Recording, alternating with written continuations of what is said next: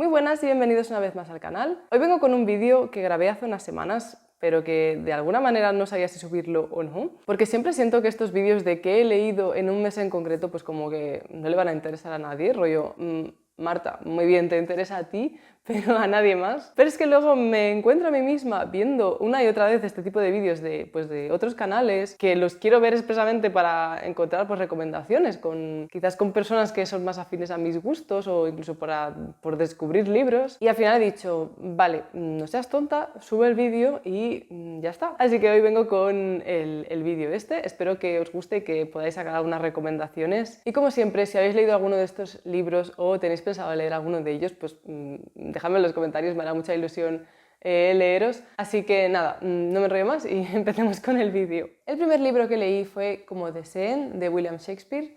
Es uno de mis propósitos de este año y diría que es quizás mi único propósito como tal, el leer una obra de Shakespeare al mes. Hablé de ello en un episodio del podcast, pero de todas maneras quería deciros esto, ¿no? Que tengo pensado leer una obra de Shakespeare cada mes y además estarán pues un poco planificadas de antemano. Ya tengo qué obra quiero leer a cada mes y están un poco pensadas, ya sea en función de la estación o un poco el clima que se respira en función de la época del año. Y para enero tenía pensado esta de Como deseen y la verdad es que me ha gustado muchísimo. Me ha parecido una comedia bastante seria para dentro de lo que está acostumbrada de las comedias de Shakespeare, pero tiene frases pues muy divertidas. El argumento, sobre todo, creo que es un argumento muy entretenido, con muchos giros y muchas subtramas y muchos personajes, y parece que todos los personajes tienen cierta importancia, no está tan desbalanceado el peso. Y la verdad es que me lo pasé muy bien leyéndola. Creo que quizás entraría dentro de las obras de Shakespeare que más me han gustado, pero es que también todo lo que escribe Shakespeare es una maravilla, entonces a veces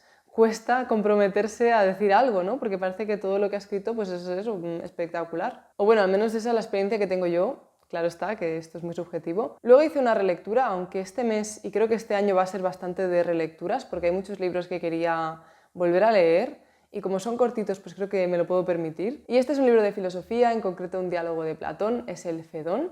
Y pese a que lo había tratado bastante en clase, porque es un libro que es muy importante dentro de la obra de Platón, y creo que lo traté en al menos 2 asignaturas, si no recuerdo mal, 2 o 3, pero es que es una obra espectacular y yo creo que vale la pena detenerse a leerla con la calma y el tiempo que merece. Y es que esto es algo que a mí, al menos es mi experiencia también un poco con la universidad, que muchas veces tienes demasiadas lecturas y claro, no puedes abarcar una lectura lenta y con una comprensión plena, sino que igual te dicen, pues léete estos pasajes o te puedes saltar esta parte o léete solo esto. Entonces, claro, es como que has leído mucho, pero has leído quizás a medias, ¿no?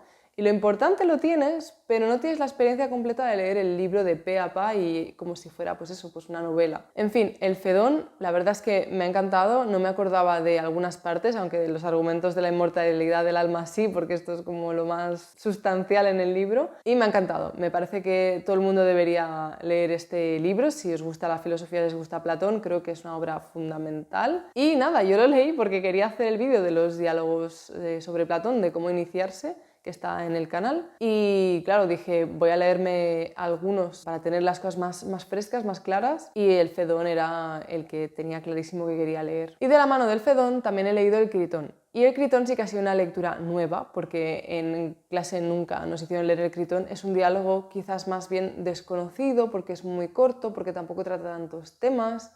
Y quizá tiene un interés más bien literario o quizás histórico que no tanto a nivel filosófico. Pero es que yo considero que es muy importante leer este diálogo porque si no te queda un poco el vacío entre lo que es pues, la cronología y la historia de Sócrates. Y además encontré que el Critón era un diálogo fundamental como para comenzar a leer a Platón y saber la historia de Sócrates. Y eso que son 30 páginas, pero es que eso, yo creo que es una tremenda puerta de entrada al autor y a los diálogos, porque es un diálogo muy simple, y habla sobre eso, sobre el deber. Es muy interesante ver por qué Sócrates no escapa de la condena y ver por qué él decide, pues eso, la pena de muerte. Básicamente ve que su vida, si huye, va a ser una vida que no vale la pena vivir, entonces dice que para eso prefiere morir de forma justa, porque aunque su condena sea injusta, su acto es justo, entonces esto nos da mucho que pensar y me parece muy interesante. Luego leí un libro que es muy conocido, yo no lo había leído entero, lo había leído sobre creo que 2 capítulos, y es Una habitación propia de Virginia Woolf.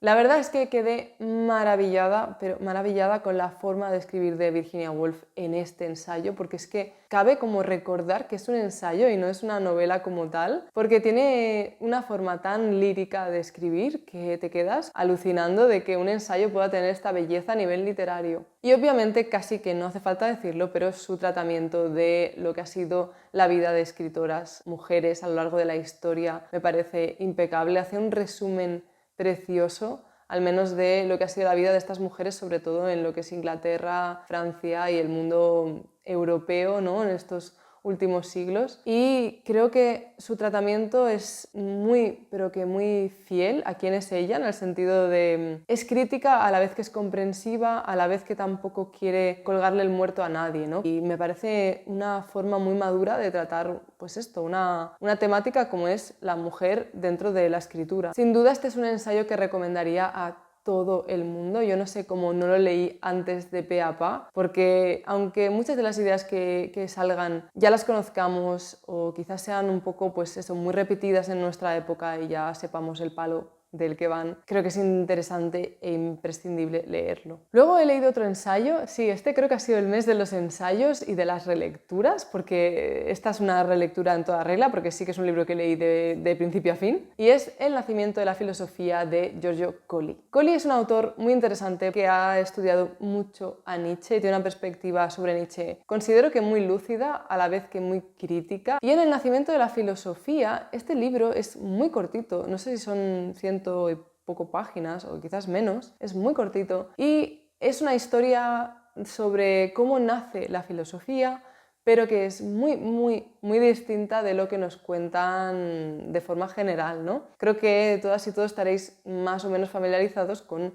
cómo se explica el nacimiento de la filosofía en Occidente, y es este paso del mito al logos, ¿no? de la explicación mitológica que siempre tiene que ver con un dios o un elemento fantástico o divino, a una explicación puramente racional de la realidad, o al menos a tener la pretensión de explicar la realidad a través de la pura razón. Y a través de este paso de uno al otro, pues es como que nace la filosofía y nace la figura de Sócrates, y de ahí en adelante pues Sócrates, Platón, Aristóteles. Muy importante los presocráticos porque son un poco el punto de inflexión, sobre todo algunos como Parménides, Heráclito, que son muy misteriosos, ¿no? Porque a la vez que son muy racionales son también muy místicos. Y son un poco esta bisagra, este punto de inflexión entre el mito y el logos. Pero la verdad es que esta es una explicación que, como siempre, pues resulta simplista y hay muchas personas que la han criticado. Entonces, en el caso de Giorgio Colli, El nacimiento de la filosofía es una exposición de cómo nace la filosofía en Grecia,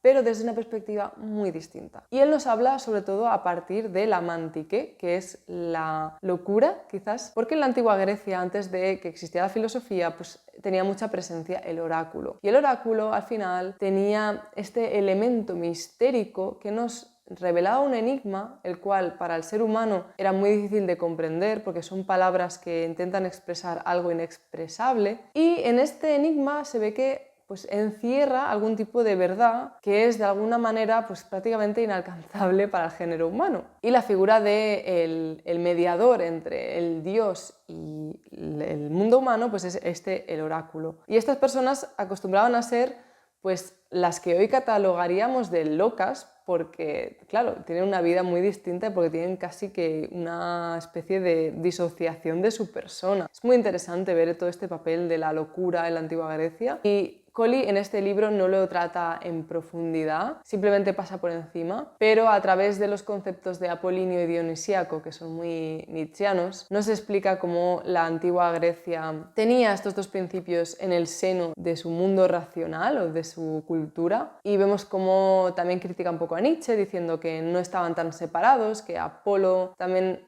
representaba de alguna manera a Dionisio, mientras que Dionisio también estaba representado de la forma apolínea. Y bueno, es muy interesante ver, porque es muy cortito, y ver cómo el papel de la locura, el papel del enigma, el papel del mito tiene un elemento mistérico que encierra una verdad la cual es inalcanzable para el ser humano. Y cómo pues con la figura de Sócrates vemos un punto de inflexión. Collie pasa muy por encima con Sócrates, no lo trata mucho, pero él considera que el nacimiento de la filosofía está vinculado súper estrechamente, prácticamente son lo mismo, con el nacimiento de un nuevo género literario como es la filosofía.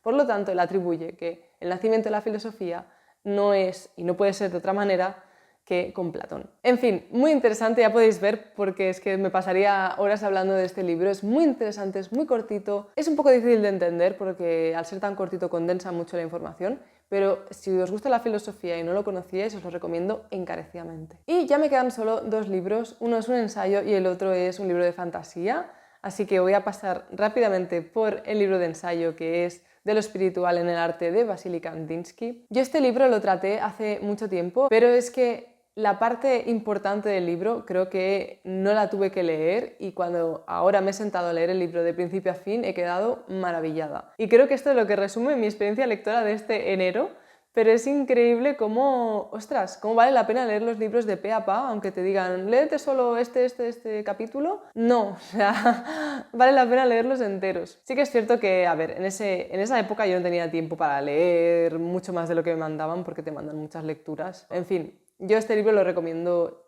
hace muchos años que lo recomiendo a la gente porque es muy interesante, pero ahora que lo he leído en profundidad, lentamente y absorbiendo sus conceptos, es que me encanta, me ha encantado, me ha fascinado. Y es que es un ensayo que me parece fundamental, sobre todo ahora que el tema de la inteligencia artificial está tan en boca de todos, porque en la concepción del arte de Kandinsky es que no cabe lugar a ninguna discusión acerca de la inteligencia artificial, porque no tiene sentido dentro de su concepción. Y es muy interesante porque viene a decirnos que la parte espiritual del ser humano se expresa a través del arte, y que la función del arte es precisamente la de expresar algo que es una especie de verdad interior del artista, expresarla con un medio artístico, ya sea pictórico, musical, incluso la escritura, la danza, pero es una verdad que se expresa y que tiene la función de cautivar al público y de alguna manera empujarlo espiritualmente hacia delante. Estoy explicando las cosas muy a grosso modo, pero es un poco la idea principal. Es muy interesante ver todo lo que explica Kandinsky acerca de la parte espiritual del arte, y cómo el artista, según su concepción, tiene que ser alguien que dedique mucho tiempo a una vida espiritual, no tanto a la técnica, y esto es algo que me ha parecido muy interesante, de cómo el artista de alguna manera tiene que ser una especie de casi de filósofo, en la concepción antigua de filósofo, ¿no? O incluso de sabio o de monje o de, no sé, persona con una vida muy espiritual, porque tiene esta función casi divina, casi oracular, de manifestar una especie de verdad, ¿no? de verdad espiritual. Y en fin, es muy interesante, muy interesante, una concepción creo que rompe mucho con nuestros esquemas que tenemos hoy en día del artista, de tal y como se enseña el arte, de lo que creemos que es el arte, de cómo hemos llegado al punto en el que vemos el arte casi como una mercancía más, como un objeto más de interés quizás relativo, pero que está ahí. Y de verdad, yo creo que este libro es que lo recomendaría también a todo el mundo, me encanta. Y por último tenemos el primer libro de fantasía que he leído este año, y creo que va a ser el primero de muchos, pero llevaba bastante tiempo, quizás casi 2 años sin leer fantasía, y me he vuelto a enamorar del género. He leído El aliento de los dioses de Brandon Sanderson y es un libro muy divertido. La verdad es que me sorprende cómo esto que muchas veces se habla, ¿no? De alta y baja literatura, y como que si lees los clásicos eres una persona mucho más cerebral y profunda, y si lees pues fantasía o cosas que están de moda pues eres mucho más simple. Es que para nada, es que en este libro hay una de trama política, una de trama a nivel psicológico, y sobre todo unas dinámicas entre personajes que nos enseñan el papel que tiene algo tan importante como el honor, como la lealtad, como el ser capaz de cambiar como persona. Y no solo eso, sino también las dinámicas sociales, las dinámicas políticas, el cómo muchas veces nos vemos engañados y nos vemos arrastrados por unas dinámicas que parecen una cosa y luego son completamente otra. Y yo creo que es muy interesante y creo que estos libros con el tiempo van a ser clásicos y es como una tontería despreciarlos, pero no sé, realmente me ha parecido que son, al menos este en concreto me ha parecido muy profundo y que vale mucho la pena. Y sobre todo yo creo que es eso, ¿no? Pues ojalá haberlo leído incluso más joven porque creo que tiene un impacto mayor, pero aún así, con la edad que tengo, me ha impactado muchísimo y eso que he leído eso, pues muchos clásicos,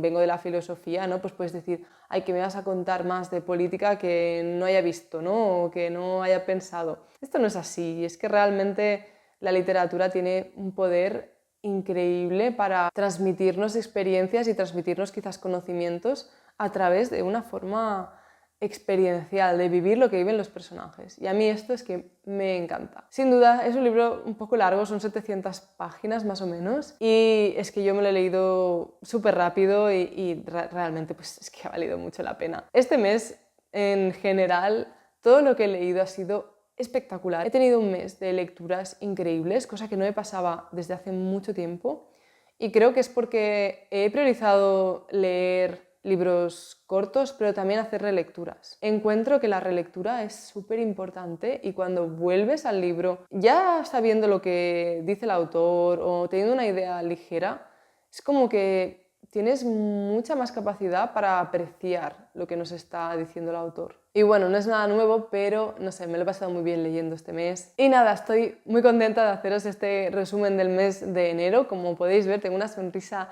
enorme porque es que me ha encantado todo lo que he leído y ahora que ya acaba de empezar febrero, he leído ya Romeo y Julieta y estoy también encantada. Ya os explicaré en el siguiente vídeo, pero preveo que va a ser también un mes como este. Y nada más, no me enrollo más porque si no me pasaría el día hablando de libros. Decidme qué habéis leído en enero o al menos qué os ha gustado, qué habéis descubierto. Si por casualidad habéis leído alguno de los libros que he mencionado, pues también dejadme vuestra opinión. La verdad es que me encantará compartir con vosotros las sensaciones de estos libros. De nuevo, muchas gracias por estar aquí, lo aprecio muchísimo, muchísimo, muchísimo y nos vemos en el próximo vídeo. Chao.